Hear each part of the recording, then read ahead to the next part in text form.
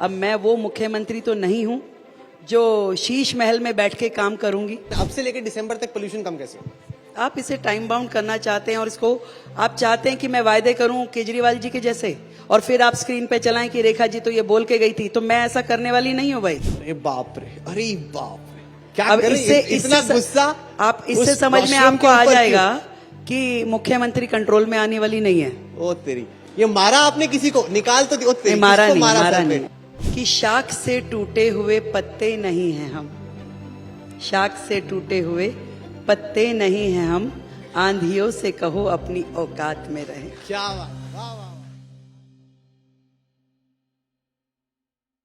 अब आप सीएम बन गई हैं। अब अगले 5 साल में आपके पास 2.5 इंजन है, मतलब एक तो सेंट्रल गवर्नमेंट, स्टेट गवर्नमेंट, और एमसीडी भी कुछ दिन में आप लोगों के पास हो सकता है कि आ जाए। इतने मना भी नहीं कर रही, बोल रही हाँ हम तोड़ के ले आएंगे। अरे अभी तोड़ने की जरूरत नहीं है, they are ready to come. सब लोग इस समय देश और दिल्ली दोनों को इकट्ठे चलाना चाहते हैं।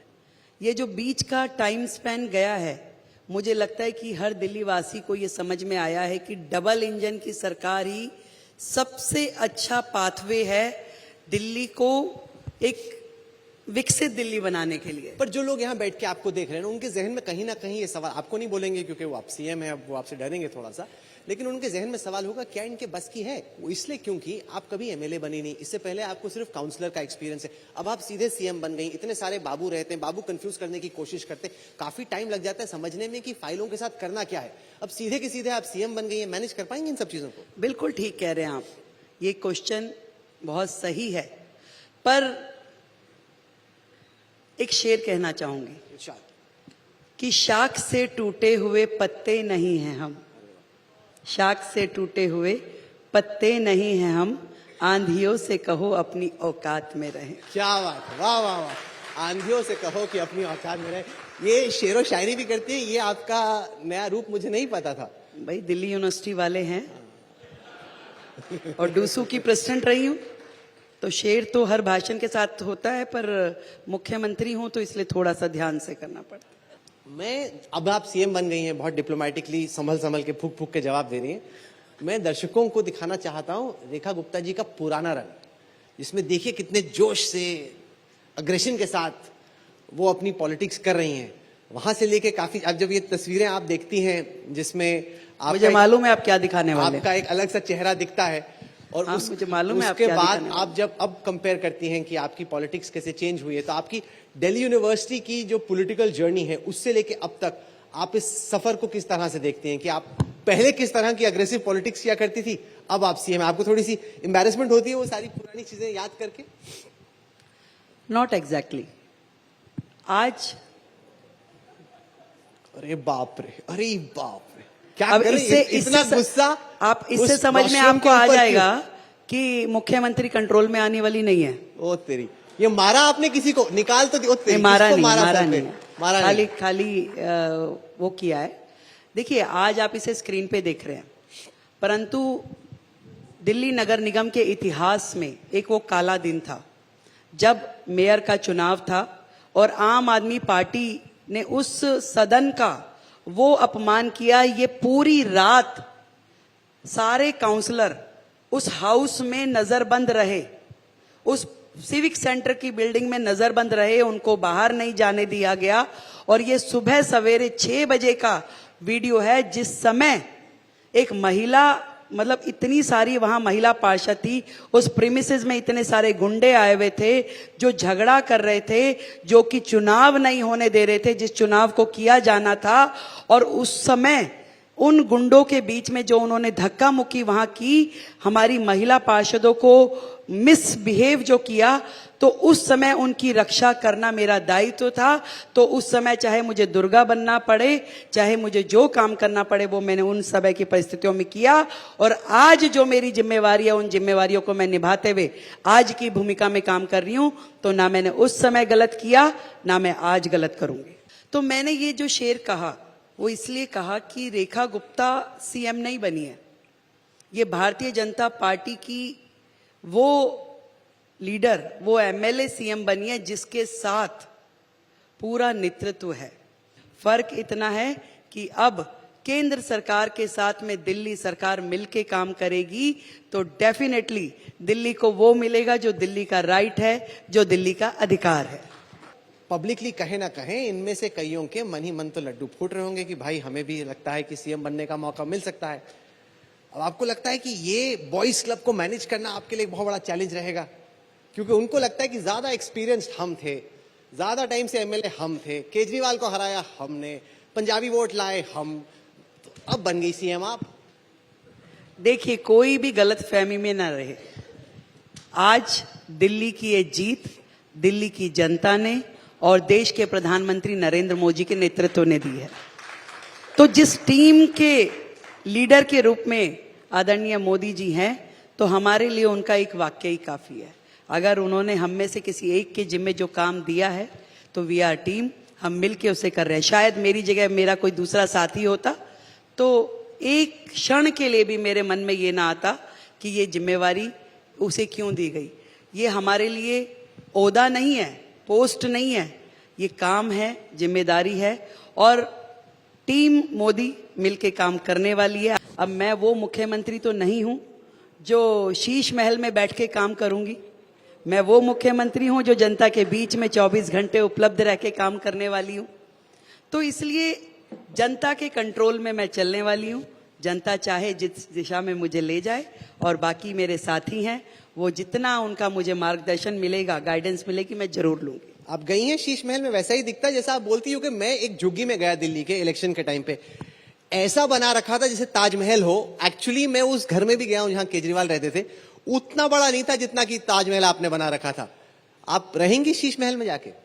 बिल्कुल नहीं रहूंगी। और ये बात मैंने पहले दिन ही बोली थी कि ये जनता का के गाढ़े खून पसीने की कमाई है और मुझे कोई अधिकार नहीं है कि मैं अपने ऐशो आराम के लिए उसे खर्च करूं। और दिल्ली की जनता की ये प्रॉपर्टी दिल्ली के लिए काम आएगी। बारिश के टाइम पे पानी नहीं भरेगा सड़कों पे। इस साल 25 में नहीं भरेगा, 26 में नहीं कि 29 में? इधर डेडलाइन सेट करते चलिए ना। बिल्कुल 2025 में ही आपको वो दिखने लगेगा कि आज जहां जहां जिन जिन पॉइंट्स पे पानी भरता था उसके लिए प्रॉपर मैनेजमेंट हुआ है, उसके लिए प्रॉपर कॉल ली गई है। वो सारी तो मेरी प्रायोरिटी नहीं है। भरेगा बारिश, आप लोग नोट कर लीजिए। पूरी कोशिश रहेगी कि दिल्ली ये में सब आपके पीछे पड़ जाएंगे। आपने बोला था कॉन्क्लेव में कि चिंता पानी ना नहीं भरेगा। करिए, कहीं ऐसा ना हो मैं इनके पीछे पड़ जाऊं। चलिए, आपने कहा कि पानी नहीं भरेगा बारिश में, ये पहला हुआ। ये कूड़े के ढेर हैं, मैं तस्वीरें चलाओ जरा पीछे, बहुत बड़े बड़े हैं।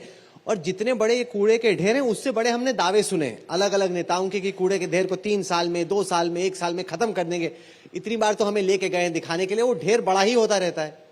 रिसेंटली मैं विजिट करा, मैंने भलसवा वाला ये जो माउंटेन है और बहुत बड़ा हिस्सा अभी हमने उसको क्लीन किया है और उस पे 54,000 बैम्बो प्लांट्स लगाए गए हैं ताकि एक ग्रीन बेल्ट शुरू हो जाए और लगातार टाइम बाउंड तरीके से इस लैंडफिल साइट्स को कम किया जाए। इसका पूरे के पूरे तीनों साइट जो हमारी है, आप देख रहे हैं, मेरा वहां जाना हुआ है, एलजी साहब ने जो इसमें काम किया है। देखिए बहुत टाइम बाउंड को स्पेसिफाई करते चलिए। 100% देखिए 2 साल का हमने टारगेट लिया है और उसमें एवरी 3rd मंथ हम इसे विजिट करके उसमें कितना एरिया हमने उसे क्लीन किया, उसको ग्रीन किया और बाद में एक बड़ा कोई प्रोजेक्ट इन जगहों पे हमारा शुरू हो।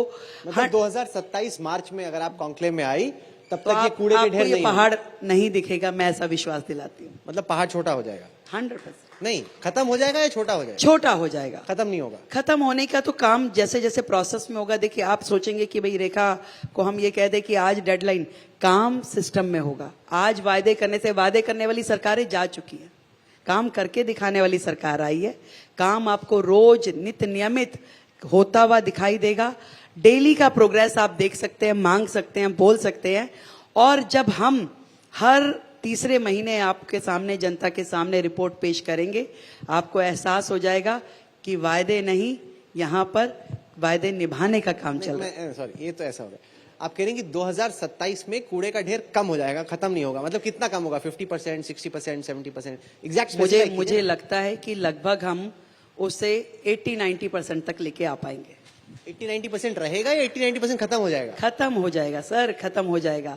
और ये भी मैं इसलिए ले रही हूँ कि कल को आप कह दो भाई ये समतल नहीं हुआ, आपके सेफ्टी गार्ड ले रही हूँ। 100% हो जाएगा, ये भी कह सकती हूँ। बेसिकली आप कह रही हैं कि 80-90% क्लीन हो जाएगा, बाकी 2 साल के बाद। और अच्छा, पोल्यूशन बहुत ज्यादा है मैम, यहाँ पे मास्क लगाने पड़ते हैं, कई सारे लोग हैं, अब सांस लेने में भी दिक्कत होती, कई कई छोड़ के तो पहाड़ों में, गोवा में, यहाँ वहां जा रहे हैं पोल्यूशन का। क्योंकि अब आपके पास कोई बहाना भी नहीं है। क्या है कि हरियाणा में सरकार आपकी है, यूपी में सरकार आपकी है, राजस्थान में सरकार आपकी, तो तीनों तरफ से दिल्ली के इर्द गिर्द जो राज्य हैं उनमें सरकारें आपकी हैं। पोल्यूशन कब कम होगा? आपकी नहीं है भाई, बीजेपी की है। आपकी नहीं है, बीजेपी की सरकारें हैं। और वो तो बेचारे अभी विपासना करने गए होंगे। अब तो कोई सामने से भी बोलता है तो हम कहते हैं भाई आपकी छोड़ दीजिए, आगे बढ़िए। सही कह रहे हैं आप, और यही हमारा विजन है, यही हमारा काम करने के लिए प्लान है कि पॉल्यूशन एक बहुत बड़ा दिल्ली के लिए समस्या है, और इस पे जो काम हमने सोचा है उसको बहुत ही टाइम बाउंड तरीके से उस पे एक्सपर्ट्स की राय लेकर के जो काम करना है। क्या सोचा है और क्या टाइम बाउंड? बिल्कुल बिल्कुल, मुझे लगता है कि पॉल्यूशन के लिए हमें हर दिशा में, चाहे वो एयर पॉल्यूशन हो, वाटर पॉल्यूशन हो, हर एक के लिए काम करना होगा। एक तरफ हमने यमुना को साफ करने का काम शुरू किया है, वहाँ से गार्बेज क्लीनिंग, वहाँ पे एसटीपीज बना करके जो नाले न यमुना में गिरते हैं उसको क्लीन करने का काम शुरू किया है। और दूसरी ओर एयर पॉल्यूशन के लिए हम सब ई व्हीकल से लेकर के पराली को खत्म करने तक का जो रास्ता है उसे तय करने वाले हैं। इसी बार की सर्दियों में नहीं जाना पड़ेगा?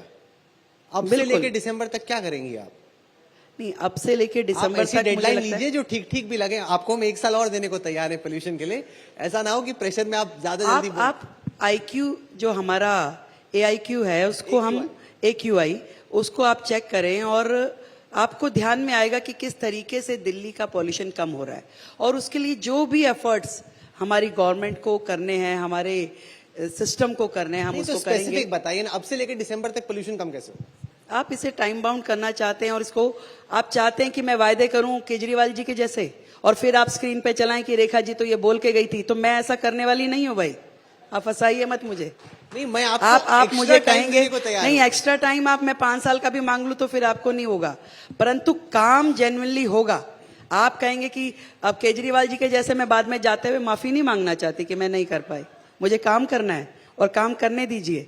और काम करने के लिए आप कॉन्क्लेव की इस चेयर पे बिठा करके आप मुख्यमंत्री जी से डेडलाइंस लें, मुझे लगता है कि वो करने की जरूरत नहीं है आप लोगों को। ऐसे सपने मत दिखाइए कि हम लोग बूढ़े हो जाएं और अभी भी गंदगी वहीं पड़ी। उसके लिए आपको बूढ़ा होने की जरूरत नहीं है, आप उसको 3 साल में देख पाएंगे कि आप हमारे साथ क्रूज में चलेंगे और एक ऐसा ही लाइव कॉन्क्लेव उस पर करेंगे 3 साल में पक्का। नहीं, ये लोग तालियां बजा रहे हैं क्योंकि वो चाहते हैं। इसको आप नोट कर सकते हैं, आप करवा लीजिए, कोई है यहाँ पे नोट करने वाला? सब नोट कर रहे हैं, आप चिंता कर रहे हैं तो आप डेट फिक्स कीजिए।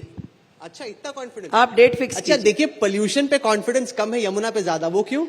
देखिए बात सुनिए, हर काम को आज हम यमुना पे काम शुरू कर चुके हैं। पॉल्यूशन पे जो काम है वो दिल्ली में ट्रांसपोर्ट सिस्टम को ठीक करना, दिल्ली के महातहत जो चीजें हैं वो करना, पर पॉल्यूशन एक ऐसी चीज है जो आपकी सारी सराउंडिंग से भी दिल्ली में आता है। उसमें जो मल्टीपल एजेंसीज इन्वॉल्व है, हमें उन सब पे काम करना पड़ेगा। और मैं विदाउट होमवर्क बहुत चीजें बोलना नहीं चाहूंगी। सत्ता जो सिस्टम हमें मिला है उसमें काम शुरू करते हुए जो मैं फील कर रही हूं उसको शब्दों में बयां करूंगी कि आप मेरा भाव जरूर समझे कि जो मेरे मन में और मेरी पार्टी के मन में काम करने की उमंग है दिल्ली के लिए, वो कहना चाहूंगी कि इस नदी की धार से ठंडी हवा आती तो है, नाव जर्जर ही सही लहरों से टकराती तो है, कि ढूंढ लाओ कहीं से एक चिंगारी है दोस्तों, इस दिए में तेल से भीगी हुई बाती तो है।